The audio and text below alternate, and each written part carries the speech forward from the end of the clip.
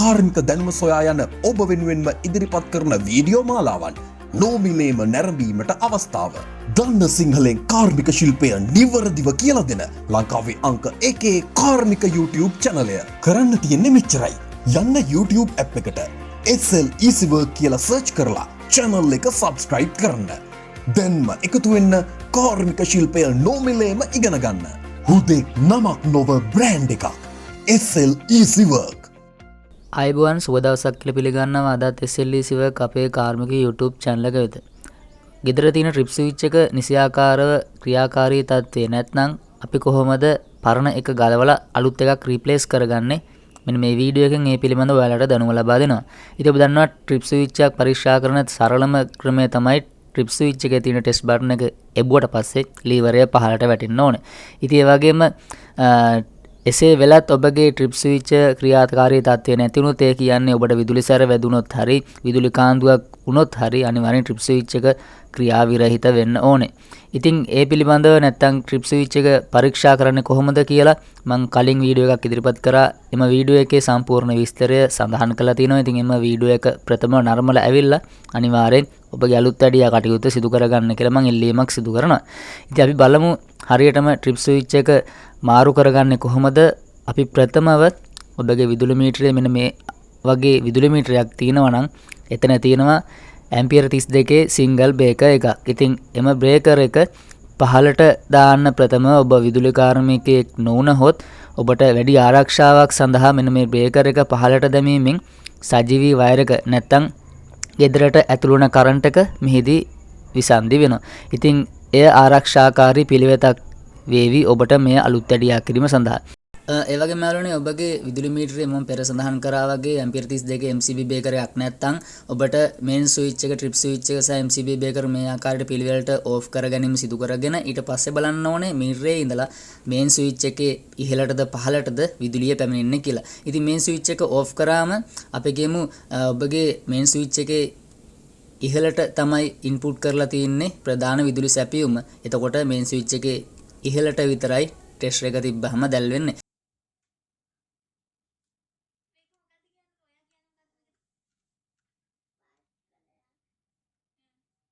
ඉතින් මම බෙදා හැරීමේ පූර්ව වයරින් කරලා තියෙන වැරදි ඒ හේතුව තමයි මේන් ස්විච් එකට අර මීටරේ ඉඳලා එන වයර් දෙක කෙලින්ම සම්බන්ධ කරලා තියෙන්නේ මේන් ස්විච් එක යටට. ඉතින් එය වැරදි වයර් කිරීමක්. ඉතින් ඔබට මේ හරියාකාරව වයර් කරන පිළිවෙල දැනගන්න ඕන නම් අනිවාර්යෙන් මෙන්න මේ පෙනෙන වීඩියෝ එක ඔබට නරඹන්න පුළුවන්. මම ඉදිරිපත් කරපු වීඩියෝ එක. ඉතින් එම වීඩියෝ එක සම්පූර්ණයෙන් නරඹන්න ඔබට බෙදා හැරීමේ පූර්ව වයරින් කරන පිළිවෙල නිවැරදි ආකාරයට සරලව ඉගෙන ගන්න පුළුවන්. ඉතින් අපි මෙන්න මේ ආකාරයට මේන් ස්විච් එක ඕෆ් කරලා පරීක්ෂා කරලා බලලා හරියටම අපි නිගමනයකට එළඹෙනවා ට්‍රිප් ස්විච් වලට සහ MCB බ්‍රේකර් වලට විදුලිය පැමිණෙනවද නැද්ද කියලා. ඉතින් මේන් ස්විච් එක ඕෆ් කරාට පස්සේ ඔබ දන්නවා ට්‍රිප් ස්විච් එකට සහ MCB බ්‍රේකර් වලට විදුලිය පැමිණෙන්නේ නැහැ. ඊට පස්සේ ඉන්සුලේෂන් සහිත මල් ස්ක්‍රූ පිනියනක් හෝ ෆ්ලැට් ස්ක්‍රූ පිනියනක් අරගෙන ඔබට මෙන්න මේ ආකාරයට ට්‍රිප් ස්විච් එකට සම්බන්ධ කරලා තියෙන වයර් 4 ගලවා ගත්තට පස්සේ ඔබට පුළුවන් ට්‍රිප් ස්විච් එක ඉවත් කරගන්න. මේ වයර් අල්ලන්න කිසිසේත් අතින් ස්පර්ශ කරන්න යන්න එපා. මෙන්න මේ වගේ අඬුවක් භාවිතා කරලා විදුලිය රැහන්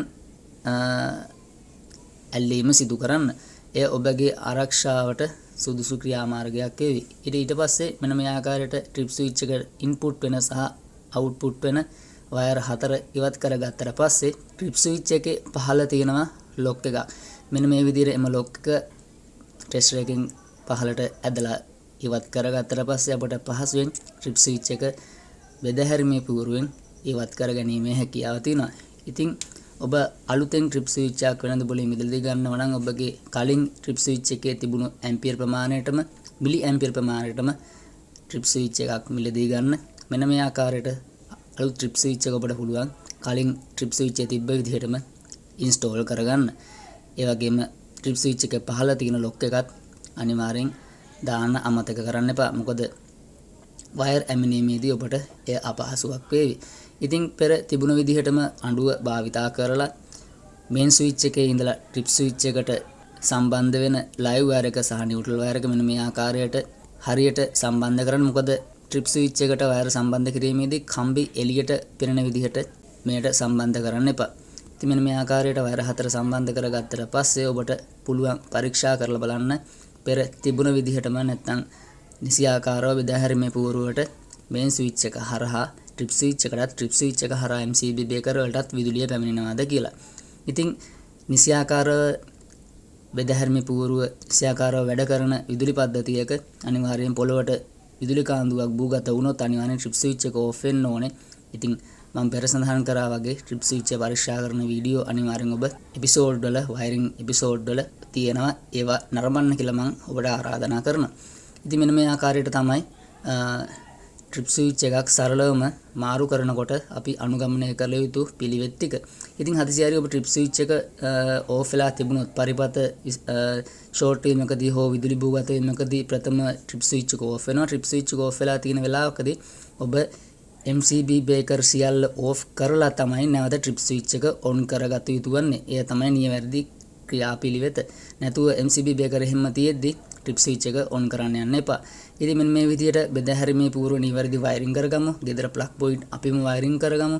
ඒ වගේම MCB බේකර් එකකට බල්බ් ප්ලග් කොපමණ සවි කරන්න පුළුවන්ද? ඒ වගේම බල්බ් එකක් ස්විච් එකක් වයරින් කරන්නේ කොහොමද? නිවසේ බල්බ් සියල්ල තනි ස්විච් එකකින් වයරින් කරන පරිපතයට අපි කියනවා මාස්ටර් ස්විච් කියලා. ඉතින් මෙන්න මේ එපිසෝඩ් එක පිළිවෙල නරඹන්න ඔබට පූර්ණ අවබෝධයක් ලබා ගැනීමට හැකි වේවි. ඉතින් මේ වීඩියෝ එක වටිනවා කියලා හිතනවා නම් වීඩියෝ එකට ලයික් කරන්න, ෂෙයා කරන්න, සබ්ස්ක්‍රයිබ් කරන්න, දිගින් දිගටම එකතු වෙලා ඉන්න SLEC එක අපි YouTube channel එක වෙත.